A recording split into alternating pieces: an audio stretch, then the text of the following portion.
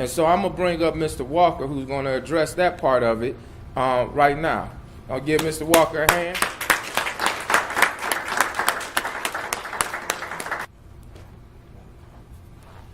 Good morning. Good morning.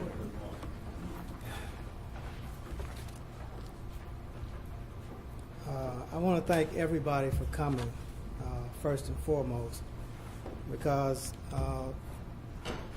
Mike and I and others have been doing this type of public engagement for a number of years now. And it is always a challenge to get people to respond to the call to come out. For my clarity, right, I'd like to know how many HR people do we have here today?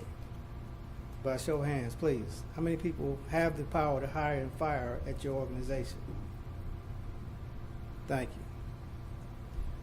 you. That speaks to the issue. And it is simultaneously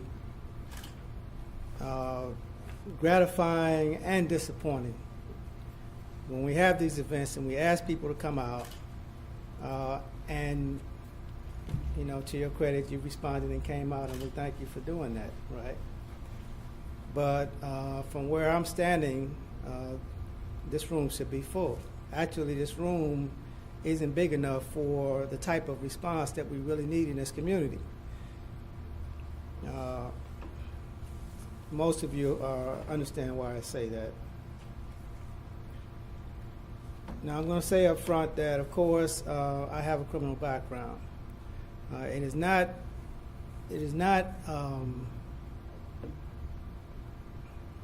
something that I say cavalierly or very comfortably, even today. My criminal background, my criminal offense occurred in 1977, and I got to stop and count the years. 1977, almost 37 years ago. And I went to prison as a 20-year-old for my very first offense. It just happened to be a very serious offense.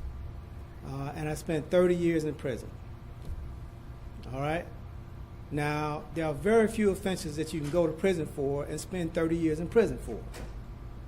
Okay? I don't have a sex offense. Okay? So we know what we're talking about.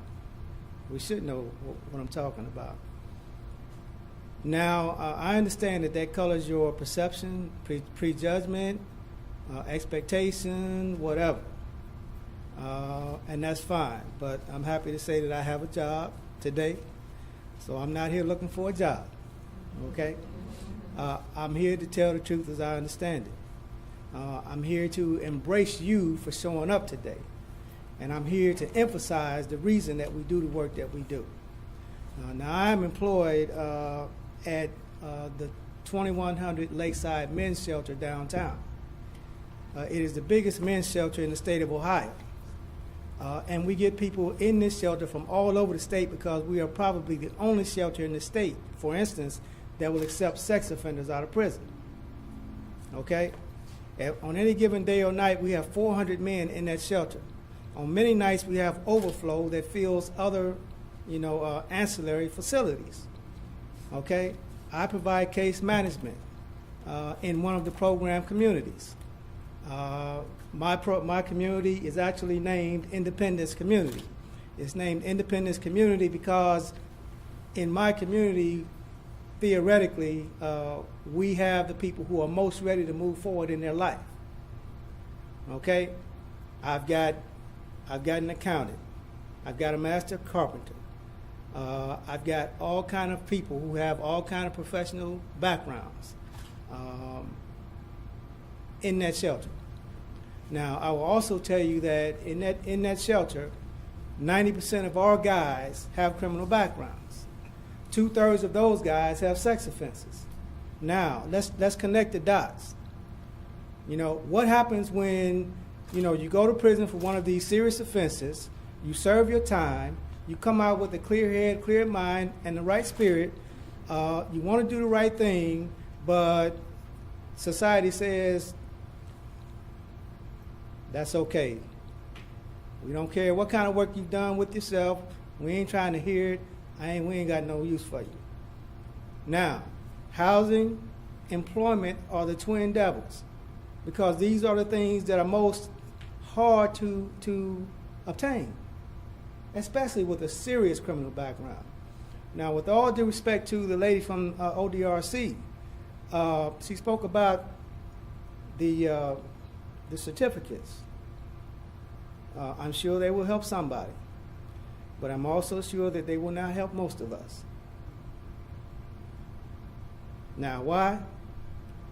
Because the CQE, for instance, precludes felony 1s and felony 2s from any eligibility. Now, that must be said whenever we talk about these things. That must be said.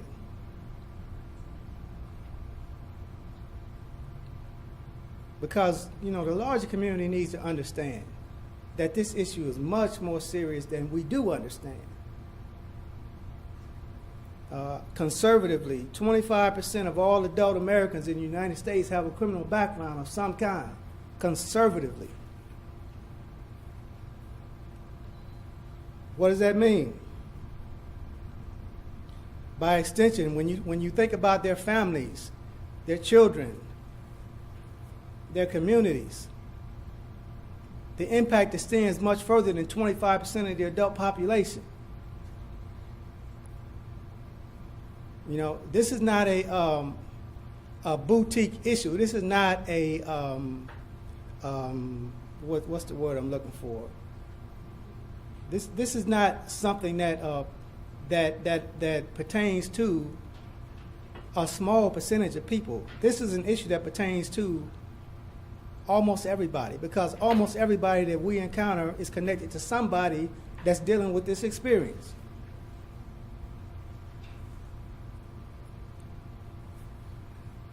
Mike often talks about, the well-known statistic that children of incarcerated parents have a much greater risk of being incarcerated themselves.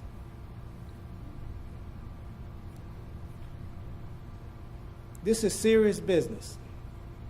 This is serious business.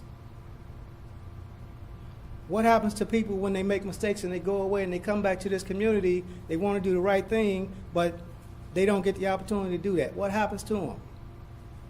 They end up in the shelter where I work, which is quite conveniently tucked all the way up against the lake, so that if you don't know what's there, you'll never even know it's here. Out of the way. Before I started working over there, I didn't know it was over there. And when I went over there and saw what was going on over there, I was amazed that I lived in this city and didn't know this was going on in my city. And I say my city because I still love my city. And people like Mike, me, Ken, good pastor here, we love our city. Okay? We got these issues. But we're not going to let these issues destroy our love for our city, because this is home. And we're going to keep speaking this truth about how to make home better.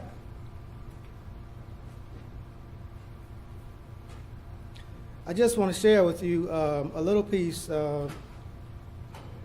about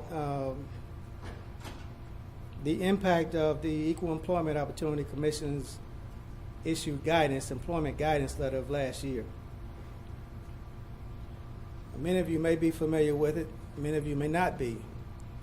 But let me ask a question before I do that. How many of you realize or know that it is against the law to deny someone employment solely based on their criminal background? Show of hands, please.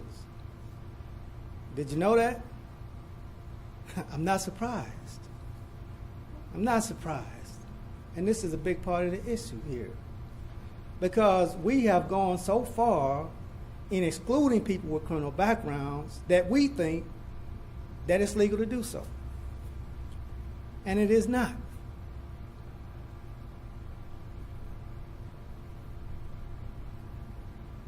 Now, is it legal to use a criminal background in making an employment decision? Absolutely. Absolutely. But is it legal to refuse to hire someone simply because they have a criminal background? No, it is not legal. And increasingly, that is being emphasized. Increasingly.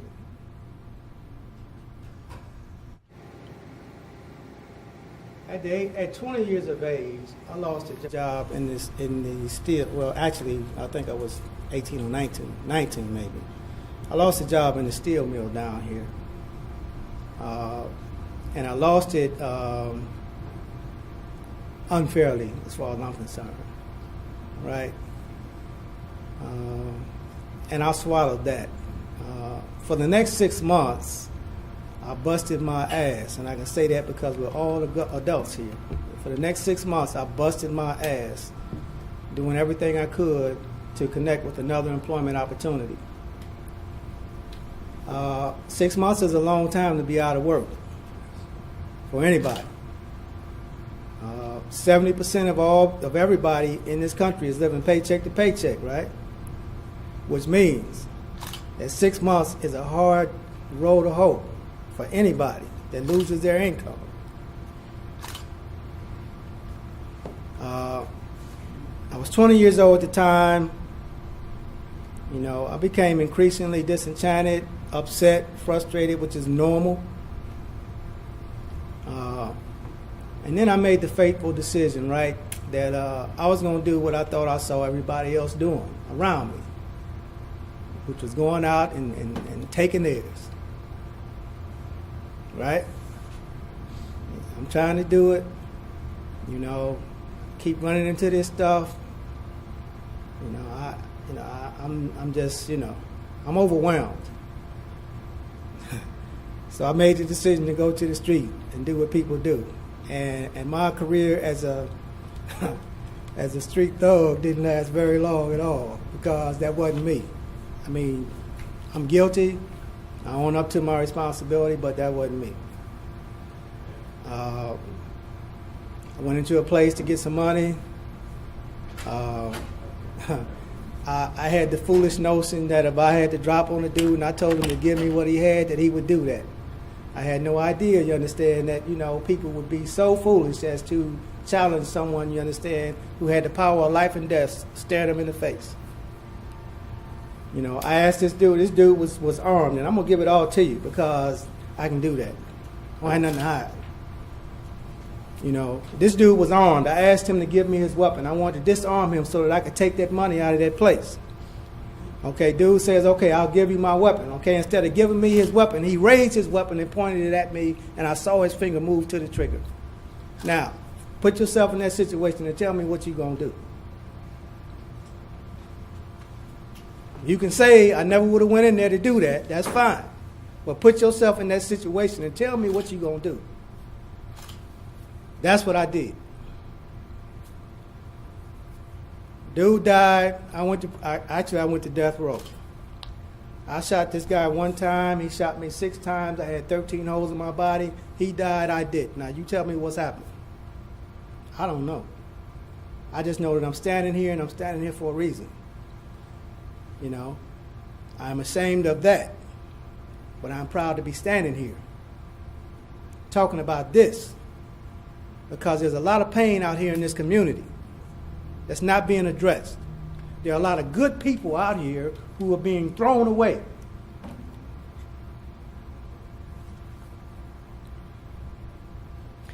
I served 30 years in prison. I completed my bachelor's degree on the inside. Came home, I completed my master's degree earlier this year. Thank you.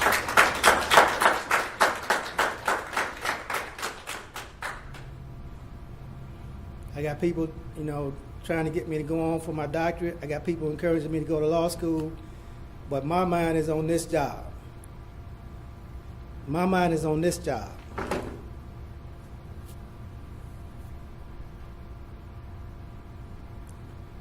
I cannot thank you enough for coming. I cannot thank you enough for responding to the call.